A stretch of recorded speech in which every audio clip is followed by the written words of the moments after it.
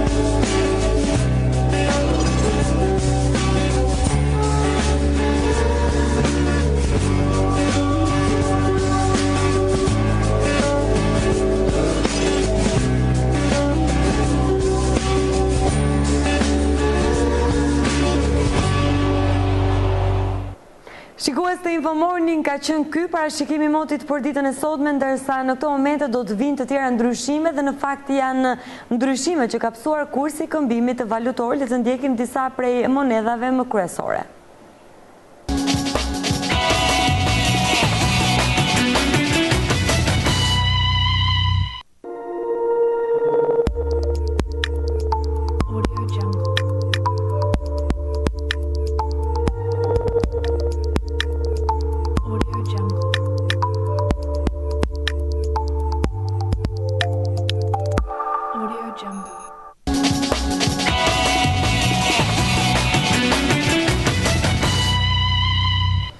Sigla hap si parin e pasqyrimit të shtypit të ditës, dhe do të fillojmë pa humbur kohë me gazetën Shekulli, e cila vjen me krye artikull "Ushtria ligji i ri për gradat", për të vijuar më pas Ministrinë e Mbrojtjes, e cila bën gati 5 nisma të reja ligjore, po ashtu ngrihet Agjencia e Inteligjencës dhe e Sigurisë, përcaktohen kriteret për pranimin në policinë ushtarake dhe dhënien e medaljeve.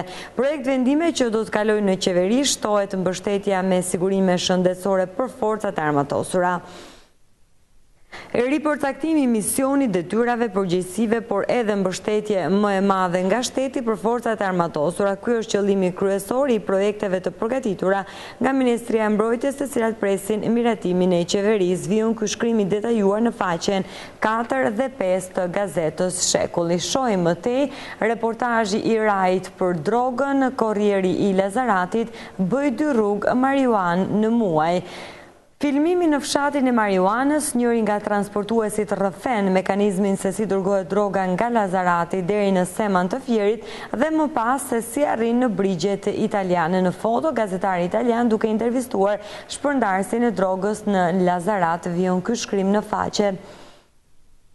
6 dhe 7 të gazetës Shekullit. Do të jemi në zhvillimet nga kryeqyteti, policia gjen 89 dokumente, hajdeni t'i merrni te komisariati numër 4 në faqen 7. Apeli Tanja Fajon, kthim të vizave për shkak të azil kërkuesve në Bashkimin Evropian, vijon ky shkrim në faqen 2. Ndonjëherë edhe miqt gabojnë, ka ditë që diskutohet për kërkesën e institucioneve të Bashkimit Evropian dhe Shteteve të Bashkuara të Amerikës për ngritjen e një gjykate për krimet e luftës në Kosovë, për ta bërë sa më të pranueshëm këtë veprim në opinionin publik, veçanërisht në atë shqiptar, sillet si argument domosdoshmëria e hetimit të akuzave të senatorit zvicerian Dick Marty, sipas të cilit drejtuesit e UÇK-s në kohën e luftës janë marrë edhe me transportimin e organeve.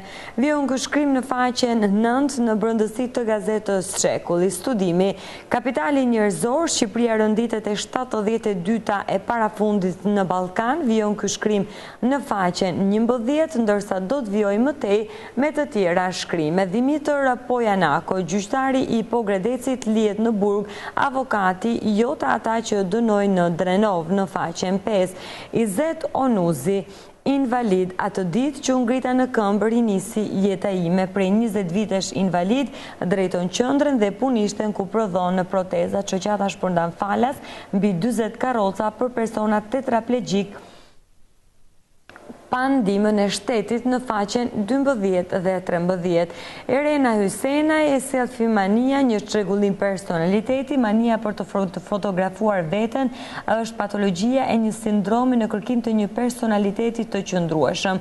Në aspektin sociologjik, kjo sjellje është shqetësuese pasi njerëzit i shmangen komunikimit të drejtë për drejtë. Është ky shkrim që vjen nga psikologja klinike Erena Hysenaj mbi self-manim, pra që është mania për të bërë foto dhe që në fakt nga psikologët cilësohet edhe si një çrregullim personaliteti. Do të mund ta lexoni në faqen 14 të shkrim. Behar Gjoka, studiues stereospases, i jemi të gjithë borxhlind e harruam në 100 vjetor, në faqen 16 dhe 17 të gazetës Shekulli. Dhe këtu kemi mbyllur titujt kryesor të gazetës Shekulli për ditën e sotme. Ka qenë gjithçka që kjo e përditshme ka publikuar në faqen e saj të pare që vjen për lexuesin në këtë ditë të hënë, ku data shënon 21 prill. Do të vijoj me gazetën e radhës, do të ndalemi tek e përditshmja Mapo, e cila vjen me kryeartikull Ushtria më bastisi hangarin ku strehoi avionin, zbulohet një jetë në Gjadër, rrëfimi i bujkut që mban aeroplanin në hangar, historia e një avioni dy vëndësh që qëndron prej 4 vitesh në zonën e Gjadrit. Prej 2 vitesh e gjysmë avioni nuk është ngritur në fluturim. Paulini, forcat e policisë dhe ushtrisë kanë bërë kontrolle të shumta, por aeroplani nuk ka as bateri, jo më të jetë në gjendje për fluturim. Vijon ky shkrim në faqen 5 të gazetës Mapo. Në rubrikën Afër dhe larg, kënga për vrasjen e Ilia Karelit, 45.000 klikime në YouTube, në faqen 2. Amnistia pushon dosjen e së votave në Korçë, prokuroria hedh në kosh 110 dëshmit për zbardhjen e dyshimeve për blerje votash në zgjedhjet lokale të Korçës. Hetimet për Freshin mbyllen pas hyrjes në fuqi të ligjit për amnistin. Vijon ky shkrim në faqen 4. Drafti i ri për karburantët, centralizohen licencat, në faqen 12, ndërsa do të vijojmë më tej me të tjera shkrime. Intervista e ministres, reforma radikale në arsim. Masivizimi elektoral ka ullur cilësinë e diplomave. Ministri i Arsimit Lindita Nikolla rrëfen sfidat për rritjen e cilësisë në arsim, ndryshimin e kurrikulës dhe produktin e parë të Komisionit Gjonça për arsimin e lartë. Reforma e arsimit të lartë do të lidh dijen me tregun, pa bërë këtë lidhje pazari i madh i shitblerjes së diplomave nuk mund të transformohet në një industri të prodhimit të dijeve. Është kjo pra shpreha dhe mendimi i ministres së arsimit Lindita Nikolla të dhënë gjatë një interviste, ndërsa do të shohim të tjera shkrime. Grabitje spektakolare natën e Pashkëve, zhduke 11 armë të mesjetës në faqen 4. Opinion dhe editorial do të mund të lexoni. Gjek shqiptar nga Edison Ypi, selfie protopapa 91 vjeçari që nuk u plak kurrë, vjen ky shkrim në brendësi të gazetës Mapo, arsimi koha për reforma të qëndrueshme nga Henry Çili. Reforma territoriale pa opozitën edhe 4 dita fat për konsensun. Si në projekt vendimi i ri, Komisioni Posaçëm ngrihet mbi bazën e përfaqësisë pozit-opozit. Në përbërje të tij do të ketë 17 anëtarë, nga të cilët 9 janë përfaqësues të opozitës, 7 të Partisë Socialiste dhe 2 të Lëvizjes Socialiste për Integrim dhe 8 përfaqësues të opozitës. Vendimi i ri duhet të kalojë në konferencën e kryetarëve. Vjen ky shkrim në faqen 3 mbi të shumë përfolurën gjithnjë më shumë kohët e fundit, siç është arritja e një konsensusi ndërmjet mazhorancës dhe opozitës për sa i takon miratimit të reformës administrative e territoriale, konsideruar si një reformë në fakt e domosdoshme për ndarjen e re territoriale të Shqipërisë, është konsideruar kështu edhe nga faktorët ndërkombëtar në vendin tonë, por detaje do të mund t'i lexoni në faqen 3. Hetimi. Komisioni për Policinë Skadon Afatin nuk miratohet shtyrja. Në faqen 3. Me këtë shkrim, me këto zhvillime, ne kemi mbyllur dhe titujt kryesor të gazetës Mapo për ditën e sotme. Kanë qenë këto gjithçka, pra që redaksia së përditshme Mapo ka parë të arsyeshme që të risjellë në vëmendje të opinionit publik për ditën e sotme për të rikthyer më pas edhe në diskutime dhe biseda serioze, jo vetëm rreth këtyre çështjeve, por në fakt edhe mjaft çështjeve të tjera të cilat do të mund të lexoni më në brendësi të gazetës Mapo. Ndërsa në këto momente do të vijojmë me një tjetër të përditshme, do tjetë e radhës organi Lëvizjes Socialiste për Integrim e përditshme Integrimi, e cila vjen me krye artikull Lëvizja Socialiste për Integrim uron gëzuar Pashkët.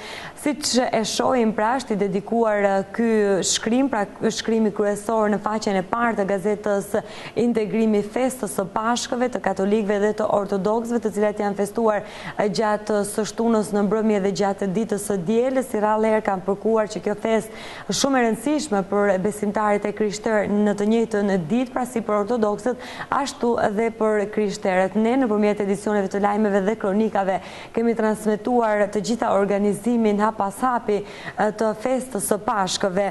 Ilir Meta, tu bëjmë të tjerëve atë që ata do të donin ta bënin për ne. Vizita në kishën ortodokse, vëllazërin ungjillore dhe arqipeshkvin metropolitane në faqen 3. Silva Caka, sistemi drejtësisë, mazhoranca PSLSI ka vullnet dhe projekt ligje konkrete për një reformë rrënjësore në faqen 2. Komente ardhmja politike dhe ekonomike e Evropës në faqen 12. Kryetari i Kuvendit me zëvendës kryeministrin turk Ilir Meta, Emrullah Isler, Shqipëria me Turqinë më shumë bashkëpunim në faqen 5. Ambasadori i Bashkimit Evropian Ettore Sekui, vendi i Shqipërisë është në familjen e madhe evropiane në faqen 6 dhe 7. Dekani i Fakultetit të Histori Filologjisë Rokaj, Shqipja në universitete, gjua të ndahet nga letërsia në faqen 5. Flet Ministre e Integrimit Evropian Klajda Gjosha, Shqipëria hapa përpara, reformat janë vlerësuar nga ndërkombëtarët në faqen 4 dhe 5 të gazetës Integrimi. Dhe me këtë shkrim ne kemi mbyllur dhe titujt kryesor të së përditshmes Integrimi për ditën e sotme, për t'u ndalur me njerë tek gazeta Telegraf, e cila vjen me krye artikull sot 5.000 studentë mjekësisë në protest. Peticion kryeministrit dhe ministres Nikola, ligjeri për arsimin cënon autonomin, jo zëvendësim të mandatuarve me të komanduar, jo rekrutime klienteliste. Na pajisni me diploma që na i mohoni prej një viti në faqen 2 dhe 3. Ekskluzive me personalitetet e shoqatës Labëria është ky një tjetër shkrim, titulli I lartë për aktorin Birçe Hasko, studiuesin Mejko Mëzeqo dhe botuesin Agim Çiraku. Mirënjohje letërsisë I jepet balet maestrit Eno Peçi, piktorit Sajmir Strati dhe publicistit Novruz Dervish. Ai do të mund ta lexoni këtë shkrim dedikuar kontributit të këtyre njerëzve të dhënë në fushat përkatëse në faqen 23 dhe deri në faqen 30 të gazetës Telegraf. Shohim më tej, drejtësia shqiptare. Personat në hetim pronar koncesionis në Shqipëri, si zhvillohet trafiku I armëve dhe municioneve në rrugë detare, personat e implikuar dhe përfituesit. Skandalet që janë bërë dhe po zbulohen me koncesionet e portit të Durrësit dhe koncesionet të tjera tashmë janë kthyer në objekti detyrueshëm I punës për organet e hetimit, privatësinë dhe koncesionet e kryera gjatë qeverisjes së para 23 qershorit. Në shumicën e tyre u kryen në favor të kompanive të huaja apo edhe të individëve që kanë rezultuar me probleme me drejtësi në faqen 6 dhe 7. Nga kultura dhe sporti, Mirela Zhulali, fituese e çmimit Pjetër Gaci, noti rivale dhe 5 rekorde të reja, ja fituesit në faqen 20 dhe 21. Sociale dhe sport, Bashkim Koçi, luftëtar si Shefqet Melska, Qiriako Kasapi, takim brezash I zagoritve, Salin Alban, historia ime me aktorin rus në faqen 11, 14 dhe 15 të gazetës Telegraf do të mund të lexoni këtë shkrim, ndërsa më në brëndësi, festimi I Pashkëve, kryeparlamentari Ilir Meta, më shumë dashuri, më shumë shpresë për të ardhmen në faqen 2. Rritet mosha e pensionit, skema e re për profesionet e vështira dhe funksionaret hynë në fuqi pas 7 muajsh në faqen 8. Shqiptarët në Greqi, kodi I ri I emigracionit, zbatimi nga 1 qershori 2014 dhe toponimet në faqen 12. Dhe me këtë shkrim mbi kodin e ri të emigracionit dhe zbatimin e tij I cili do të nisi në qershor, pra në datën 1 qershor të këtij viti në 2014, ne kemi mbyllur titujt kryesor të së përditshmes Telegraf për ditën e sotme për të vijuar me gazetën Shqip, e cila vjen për lexuesit e saj me kryeartikull rregulla të reja për karburantët, ndryshojnë kriteret për licencimin dhe shitjen e impianteve për punuese, masa të forta edhe për tregtimin e gazit të lëngshëm. Zbardhet projekt ligji për kontrollin nga rafinerit deri tek shitsi. Nga Tirana e Shumicës në Tiraninë e Pakicës, nga Andrea Stefani vjen ky shkrim I cili vijon në faqen 9. Dosjer ligji 7501, pakti Nano Berisha që shmangu votimin e rregullt, vijon ky shkrim në faqen 10.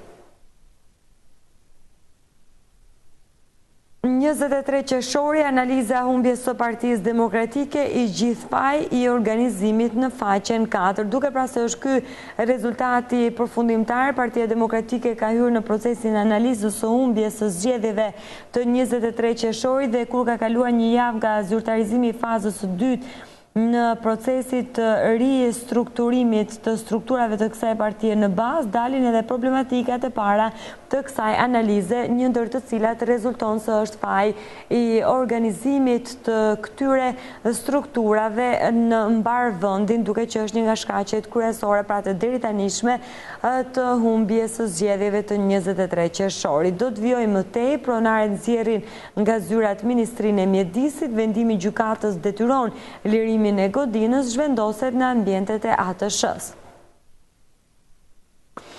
Në faqen 3, gjyqtarët dhe prokurorët e denoncuar tek Stop Korrupsioni në faqen 2, Ngjela do të ketë një tjetër 21 janar. Isha Leati akuza të forta qeverisjes në faqen 4. Amnistia pushon hetimet për blerjen e votave, prokuroria mbyll çështjen e nisur pas denoncimit të fiksfare, pyeten 110 veta.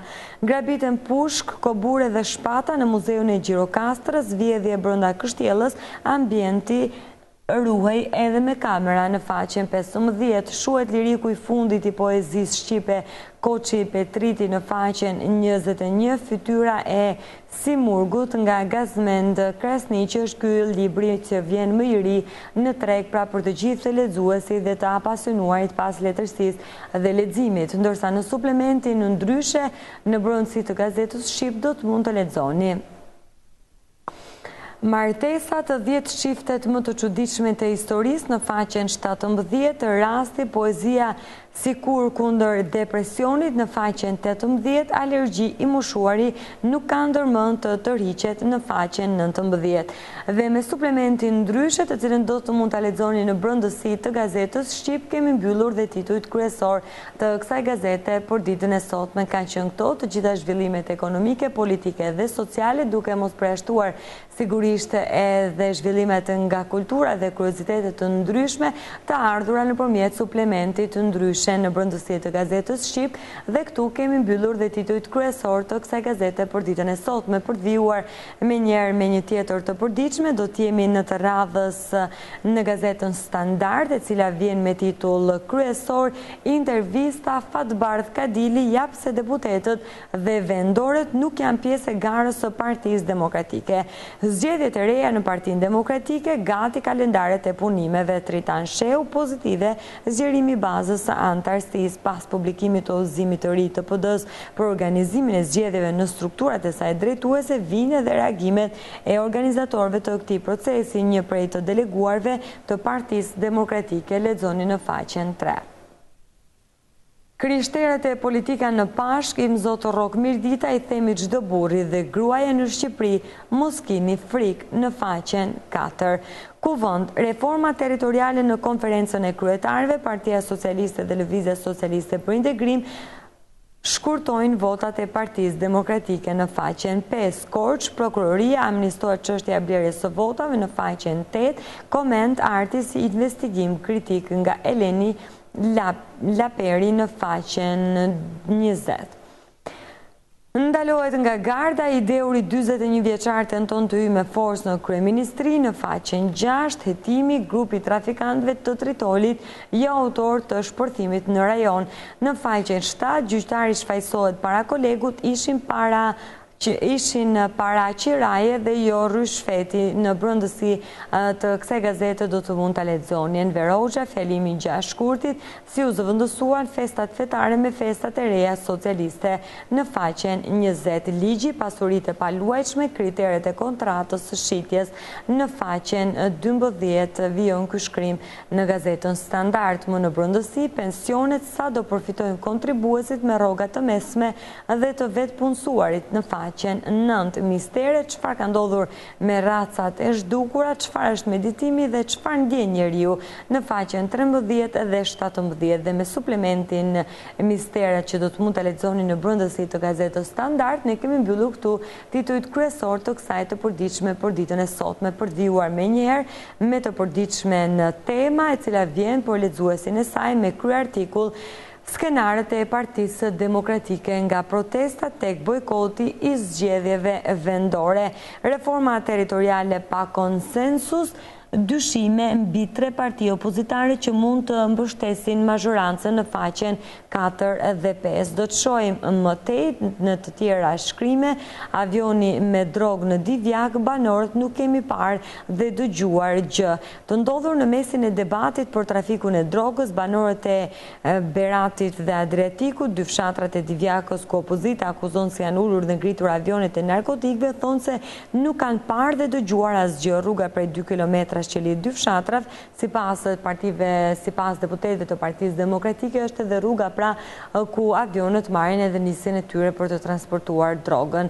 Vijon ky shkrim në faqen 3.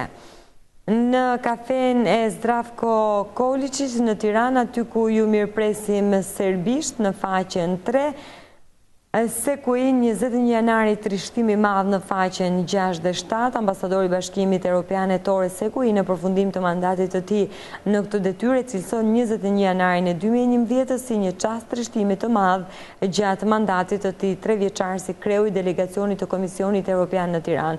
Kam ardhur këtu me 18 janar dhe pas 3 ditësh ndodhen ngjarjet e 21 janarit, të cilat i kam ndjekur me një vëmendje shumë të madhe. Këtë shkrim do të mund ta lexoni në faqen 6 dhe 7 të gazetës Tema. Pejgamberi Clinton në faqen 8, 800 km kujtim në faqen 14, trukimin e sotëm mos e lër për nesër në faqen 16 dhe 17. Do të shohim më tej të tjera shkrime më në brendësi të gazetës Tema, në rubrikën editorial nga Mirobazi, Gjua e Bashës dhe Gjua e Berishës në faqen 8, ndërsa në Antena brenda familjes, Sandri heton kush do t'ja fus në burg Xhaxhain për skrap, të bësh biznes por social në faqen 10 dhe 11. Dhe këtu kemi mbyllur titujt kryesor të gazetës Tema për ditën e sotme, për të vijuar menjëherë me një tjetër të përditshme, dhe në fakt do të jetë e përditshme e dita, e cila vjen me krye artikull dhe me titull pra kryesor të saj. Sa i takon drejtësisë që na përqesh, është i bashkëqyruar ky shkrim dhe me foton në karikatur të peshores që simbolizon edhe baraspeshën dhe drejtësinë në institucionin e drejtësisë, një analizë detajuar mbi transformimin e gjyqësorit nga drejtësia mbi krimin në krim të drejtësisë, disa detaje krahasuese në mënyrën e jetesës së një gjyqtari gjerman dhe një gjyqtari shqiptar, cili është produkti që ka sjellë në Shqipëri shkolla e plepave, gjonizmi i drejtësisë dhe si problemi kualifikimeve akademike. Çfarë konstatoi një zyrtar amerikan në vitin 1928 në Shqipëri? Si u konvertua shkelja e ligjit në meritokraci në disa gjyqe ku të pandehur ishin politikanët? Po cilët zyrtar kanë dilema shqiptarët nëse janë pal apo të pafuqishëm? Në faqen 2 dhe 3 vijon ky shkrim në brendësi të gazetës Dita. Kushtet të reja për shitjen e naftës dhe të gazit, zbardhet relacioni i plot, si do të ndërhyjë në tregun e grosistëve dhe kush do licencoj e kontrolloj pikat e karburantit në faqen 9. Politik, 8 deformime që pësoj Kushtetuta e Shqipërisë në vetëm 12 vite. Sot mbushen 6 vite nga marrëveshja 21 prillit 2008, si është transformuar Kushtetuta prej orekseve politike të çastit. Në faqen 5 dhe 16 në brendësi, Tefa që ka 23 vite nuk zbret prej peme, nga Eugen Vasili, po Janaku si treguesi një realiteti të hidhur, misteri një garbitje në Kalani Gjirokastrës, ushqime që mund të konsumojnë diabetikët, nga Dita Shëndetësi vjen ky shkrim prononcim, loja, makina dhe para, emra dhe qytetet e fituesve të shorteut të datës 20 prill 2014. Dhe këtu kemi mbyllur titujt kryesor të së përditshme së Dita për ditën e sotme. Do të ndalemi në gazetën sportive Gol, e cila vjen për të gjithë tifozët dhe fanatikët e sportit me krye artikull Peji që çliron Skënderbeun kampionët tani prekin trofeu në faqen 2. Laçi Teuta 1-0, kur binasit futen sërish në garë për Europa League. Pas 4 ndeshjeve, Laçi më në fund gjen fitoren dhe e bën ndaj një rivalit të drejt për drejt në garen për një vend në Europë Teutës. Skuadra kurbinase mori një 3 pikë të merituar duke dominuar sfidën ndaj dursakëve. Ekipi i Stavrinicës e nisi që në fillim fort ndeshjen duke dashur të tregojë se ka ardhur momenti për të rigjetur fitoren. Vjen ky shkrim në faqen 2.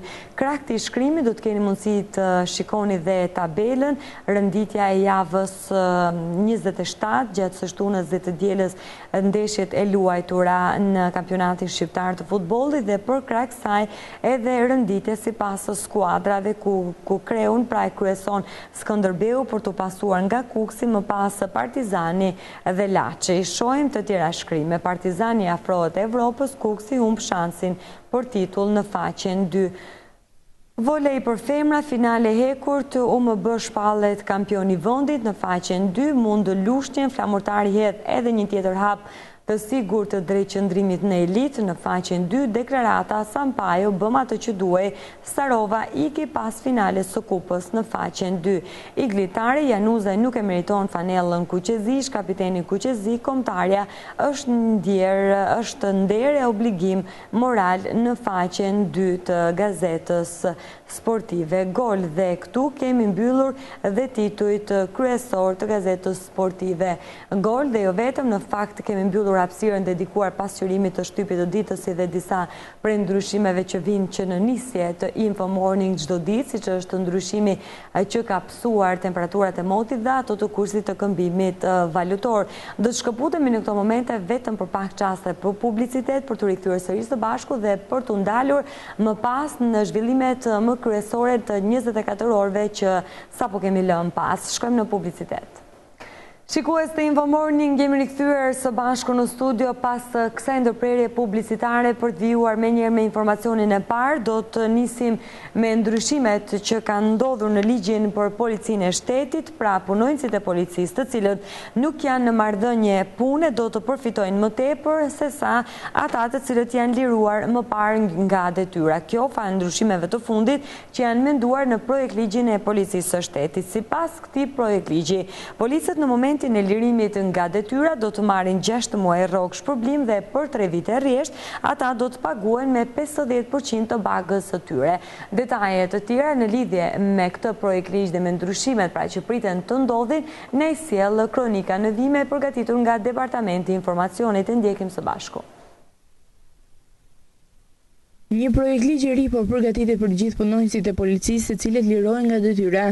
Sipas ndryshimeve të fundit është menduar që efektivët që kanë ndërprerë marrëdhënie me punën përfitojnë pagesë kalimtare në masën 50% të pagës referuese të muajit të fundit për një periudhë 3 vjeçare si dhe shpërblim të menjëhershëm në masën e 6 pagave mujore. Ndërkohë sipas nenit 12 e ligjit të vjetër, pagesa kalimtare llogaritet në masën 50% të pagës referuese mujore dhe fillon në muajin e tretë nga data e nxjerrjes në rezervë apo lirim.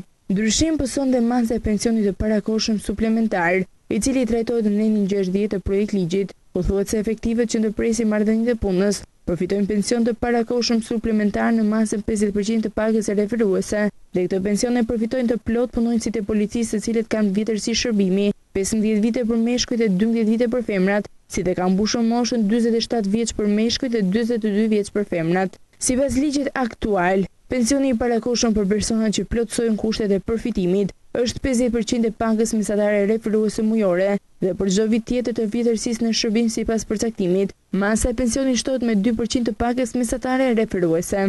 Pensionet e parakohshme të punonjësve të policisë të cilët lirohen nga detyra kanë qenë shpesh objekt debati e deri tani nuk kanë gjetur një zgjidhje konkrete.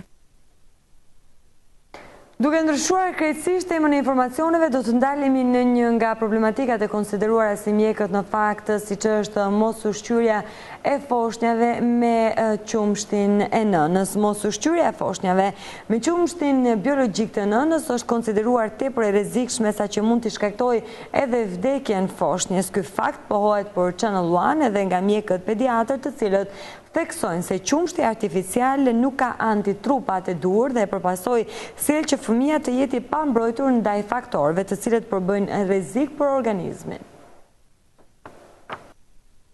18% e vdekjeve të fëmijëve në moshën 5 vjeç në vend janë si pasojë mos ushqyerjes me qumëshgjiri. Ky ishte raporti i UNICEF publikuar vetëm pak ditë më parë. Në lidhje me këtë problem, Channel One ju drejtua Dr. Polikron Çelës, i cili u shpreh se formulat e qumshit artificial nuk kanë antitrupa, gjë që përpasoj sjell që edhe fëmia të jetë i pambrojtur ndaj faktorëve të cilët përbëjnë rrezik për organizmin. Qumshti i nënës ka vlera të pazëvendësueshme. Janë bërë përpjekje në botë për të bërë qumshtat për ata nuk është arritur. Çfarë është qumshti i farmacisë? Me emra nga më të ndryshme. Cilësia, firmat janë nga më të ndryshme. Sado të jetë ai qumshti i nënës nuk është. Ndërsa pediatri Gjovalin Peposhi shprehet për Channel One se qumshi i gjirit është i pazëvendësueshëm dhe se çdo tentativë tjetër është e gabuar. Qumshi i gjirit është produkti i pazëvendësueshëm, ai përveç që përmban proteinat, gjitha produktet dhe nën produktet ushqimore të domosdoshme, ka dhe përbërësit organik të tij që janë genetikisht të pazëvendësueshëm. Ka dhe antikorpet se cilat merren me qumsh të gjit kalin tek fëmia. Çdo tentativë tjetër për zënësor qumshin e gjit me çdo lloj qumshi është e gabuar. Qoftë farmacie, qoftë qumsh lope, qoftë gjërat nuk janë të shkencësisht, janë të pavërtetuara. Duke ju referuar raportit të UNICEF, në të cilin thuhet se 18% e vdekjeve foshnjore vijnë si pasojë mos ushqyerjes me qumëshgjiri, Channel One ju drejtua Institutit të Shëndetit Publik. Të dhënat e Institutit të Shëndetit Publik tregojnë se 96% të nënave të reja ushqejnë fëmijët me qumëshgjiri dhe vetëm 4% me qumësh farmacie. Bazuar në të dhënat e UNICEF për vdekshmërinë foshnjore nga përdorimi i qumshit të farmacisë, tregohet një mospërputhje e këtyre shifrave. Mbi të gjitha, Instituti i Shëndetit Publik nuk ka statistika për vdekshmërinë e fëmijëve nga 0-5 vjeç nga përdorimi i këtij qumshi. Policia e Tiranës njofton të gjithë qytetarët që ju kanë humbur kartat e tyre të identitetit apo patentat të drejtohen në komisariatin numër 4 për të tërhequr ato që policia disponon. Në total janë 89 dokumenta të gjetura dhe të dorëzuara në polici nga qytetarë të ndryshëm. Policia e Tiranës ka publikuar gjatë ditës së sotme një listë me 89 emra të cilët u kanë humbur kartat e identitetit, pasaportat, lejet e drejtimit ose lejet e qarkullimit. Janë 89 dokumenta që kanë humbur dhe që gjenden në dorën e policisë, e cila njofton qytetarët që të vinë e t'i marrin. Policia e Tiranës ka bërë të ditur listën e dokumenteve të gjetura të cilat janë deklaruar të humbura dhe që administrohen nga Komisariati i Policisë numër 4. Ju lutemi shtetasve që të paraqiten tek Komisariati i Policisë numër 4 Tiranë për t'i tërhequr. Bën të ditur Policia e Tiranës. Channel One publikon të gjithë listën e plotë të personave të cilët kanë humbur dokumentat e identifikimit dhe që duhet të paraqiten për t'i tërhequr pranë Komisariatit numër 4. Njoftohet gjithashtu se personat të cilët do të tërheqin dokumentat dhe që ju kanë humbur duhet të paraqesin edhe një mjet identifikimi. Fenomeni i humbjes së kartave të identitetit shkakton probleme për çdo qytetar, pasi për ta rimarrë duhet të kalosh disa procedura të reja që zvarrisin procesin. Projekti që aplikon në së fundmi Bashkia e Lezhës për mbledhjen e mbeturinave në mënyrë të diferencuar dhe më pas riciklimin e tyre ka tërhequr vëmendjen e shumë njësive vendore në rajone më gjerë. Një delegacion i ardhur nga Kosova ka vizituar qendrën e riciklimit të mbetjeve në Lezhë për të kërkuar asistencë. Bashkia e qytetit të Lezhës, në prioritet të mbrojtjes dhe pastrimit të mjedisit, po aplikon një projekt novator për mbledhjen e mbeturinave në mënyrë të diferencuar dhe riciklimin e tyre. Projekti i cili ka tërhequr vëmendjen e njësive vendore në rajon e Mëgjer. Një delegacion nga Kosova, ku bënin pjesë përfaqësues të qendrës rajonale të mjedisit dhe drejtues të komunave, ka vizituar qendrën e riciklimit të mbetjeve në Lezhë. Qëllimi i kësaj vizite ishte shkëmbimi i eksperiencës në mënyrë që kjo teknologji e avancuar e pastrimit të mjedisit të aplikohet edhe nga njësitë vendore në Kosovë. Drejtori i qendrës rajonale të mjedisit kosovar ka treguar pozitivitet duke thënë se ky projekt është një shembull i cili është i nevojshëm që të aplikohet edhe në Kosovë. Në Kosovë deri tash janë realizuar 21 plane veprimit, edhe ne e kemi pa të rrugës me bëni vizitë edhe në Shqipëri, me preferencë zyrës Trekut këtu në Tiranë, me vizitu fillimisht deponin apo landfillin e Bushotit, edhe me ardhe Bashkia e Lezhës, edhe me bëni vizitë këtu në qendrën e riciklimit, edhe me shiqu përvojat e Bashkisë Lezhës në aspekt menaxhimit mbeturinave, të riciklimit, grumbullimit, separacionit e tjera. Nga ana tjetër, drejtori i shërbimeve publike në Bashkinë e Lezhës, Nikolim Prendi, është shprehur se ky projekt i aplikuar në qytetin e Lezhës ka dhënë një impakt pozitiv në mjedis, duke siguruar gjithashtu edhe të ardhura për këtë njësi vendore. Në kuadër të përgatitjes së planit veprimit për mjedisin në Kosovë, një përfaqësi e qendrës rajonale të mjedisit të Kosovës, Ministrisë Mjedisit dhe disa njësive vendore vizitojnë qytetin tonë për të parë nga afër se si funksionon projekti i grumbullimit të mbetjeve në mënyrë të diferencuar, si dhe funksionimi i qendrës së detajimit të mbetjeve këtu ku jemi. Kjo vizitë e delegacionit kosovar në Lezhë është zhvilluar edhe në bazë të përgatitjes të një plani veprimi në Kosovë për mjedisin, i cili synon që të aplikojë procesin e diferencimit të mbetjeve dhe riciklimin e tyre në qytete të ndryshme të vendit. Do t'jemi me informacionet nga bota. Trup pas trupi janë nxjerrë në breg nga tragedi mbytur Koran në Jugor mëngjesin e së dielës, një proces solemn i përshkruar nga thirrje të dëshpëruese dhe të qarat e familjarëve të pasagjerëve, teksa prisnin për lajme të kopshme për fëmijët e tyre. Pasi pasagjerët e tragedit ishin të gjithë student të afërmve të tyre, u është kërkuar të kryejnë analizat e ADN-s për të identifikuar më pas edhe trupat e viktimave që do të mund të nxjerren nga thellësia e detit. Një situatë e trishtë ajo që po përjeton Koreja e Jugut. Mëngjesin e së dielës janë nxjerrë në breg nga tragedi i mbytur Koran në Jugor trupat e viktimave. 4 varka të policisë u kthyen në breg njëra pas tjetrës me 13 trupat e studentëve, duke çuar numrin e viktimave në 54. Të gjithë trupat e nxjerrë nga tragedi i mbytur u dërguan në barrelat e ndodhura në portin e Indos, të mbuluara me pëlhura. E pas një inspektimi ato u transportuan të shoqëruar nga policë, të cilët ishin të mbytur në lot, ashtu si dhe familjarët e tyre. Disa për të afërmve refuzuan të pranonin atë që po shihnin me sy. 250 trupa ende nuk janë gjetur pas mbytjes së tragedit. Deri më tani janë shpëtuar 174 persona. Ministria e Oqeanit dhe Peshkimit të Koreas së Jugut bëri të ditur se 34 avion dhe 204 anije do të kontribuojnë në kërkime. Pasagjerët e tragedit ishin të gjithë studentë. Të afërmve u janë kërkuar të kryejnë analizat e ADN-s për të identifikuar më pas të trupat e viktimave që do të mund të nxjerren nga thellësia e detit. Familjarët e studentëve që udhtonin në traged kanë protestuar mbi policinë sipas së cilëve nuk po vepron me shpejtësi. Do të rikthehemi në informacionet nga vendi dhe do të jemi në fakt në zhvillimet nga kultura. Balada e nënës është romani më i fundit i shkrimtarit shkodran Fadil Kraja, por për shkak se ky fundit jeton prej vitesh në qytetin e Lezhës, Kraja ka menduar që librin e tij ta ndajë me këtë qytet. Shkrimtari i shkodran Fadil Kraja ka trokitur edhe një herë përmes shkrimtarisë së tij në qytetin e Lezhës me romanin më të ri Balada e nënës. Në promovimin e librit e tij, shkrimtari nuk është ndalur në komente, por ka ricituar për të pranishmit një fragment nga libri. Ke punë të madhe thonë, e unë gjithnjë kam frikë. A kthehesh natën tonë? A lodhesh më një qikë? Ruj veten të keqen nana. E thuj nusës re, nuk vim atje, Tirana, e di, nuk është për ne. Njerëz të letrave dhe dashamirësit e letërsisë në Lezhë e kanë cilësuar Krajën një penë të artë me një krimtari mbreslënse dhe gjithnjë të vlerësuar.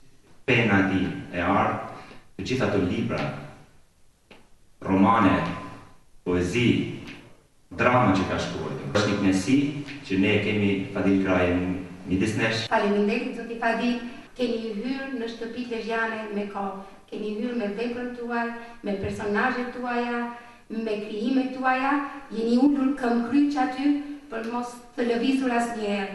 Nëpërmjet romanit Balada e nënës, autori shkodran përpiqet të ngrijë lart figurën e shenjtë të nënës.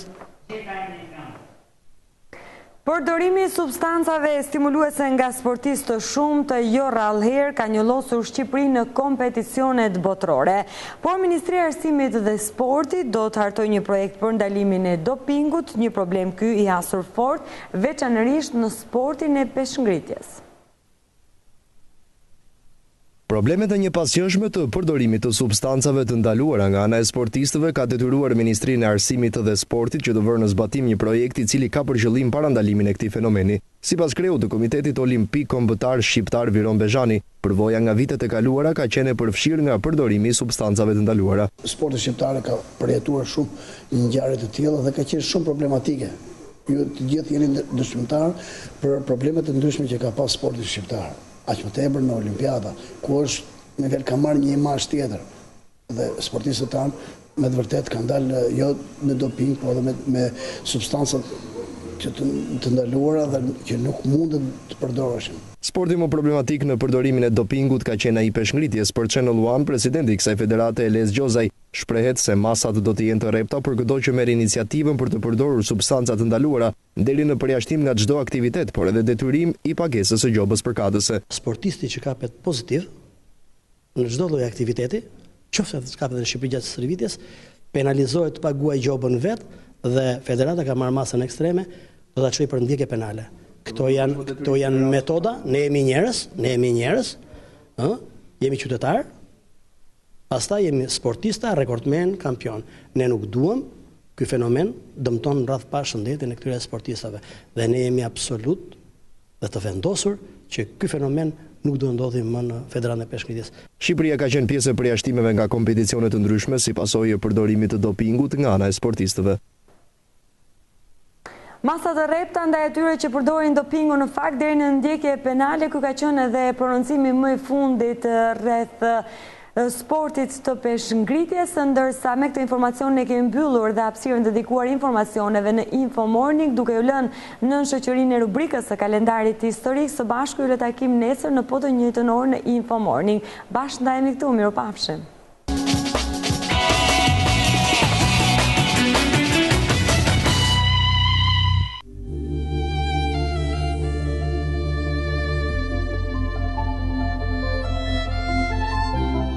Në vitin 1789, John Adams dhe abetimin si nën president i parë i Shteteve të Bashkuara të Amerikës. 1816, Charlotte Brontë, autori e romanit Jane Eyre, u lind në Thornton të Anglisë.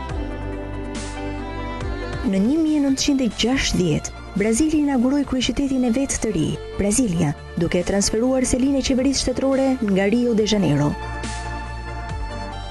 Në 1975, presidenti vietnamez-jugor Nguyen Van Thieu dha dorëheqjen pas 10 vjetësh në pushtet. 1977, musical Annie filloi të shfaqej në Broadway. Në vitin 1992, Robert Alton Harris u bë personi i parë që u ekzekutua nga shteti i Kalifornisë pas 25 vitesh, pasi që ishte dënuar me vdekje për vrasje në vitin 1978 të 2 adoleshentëve. Në vitin 2004, 5 sulmues vetvrasës aktivizuan bombat në ndërtesat policore në qytetin Barsa të Irakut, duke vrarë të paktën 74 persona.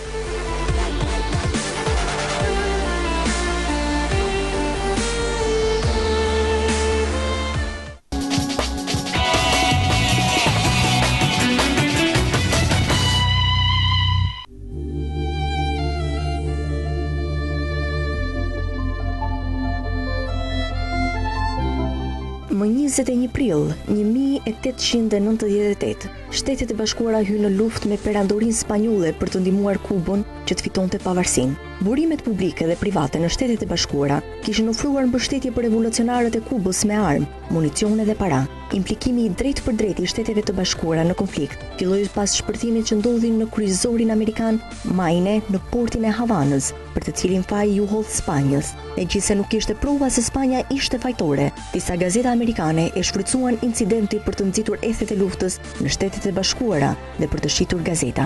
Gazetat spanjolle u përgjigjën në mënyrë të ngjashme. Publiku amerikan e dënoi Spanjën dhe përkrau kryenkritësit kuban. Më shumë se 2000 ushtarë amerikan humbën jetën gjatë luftës që zgjati 10 javë, shumica për shkak të sëmundjeve tropikale.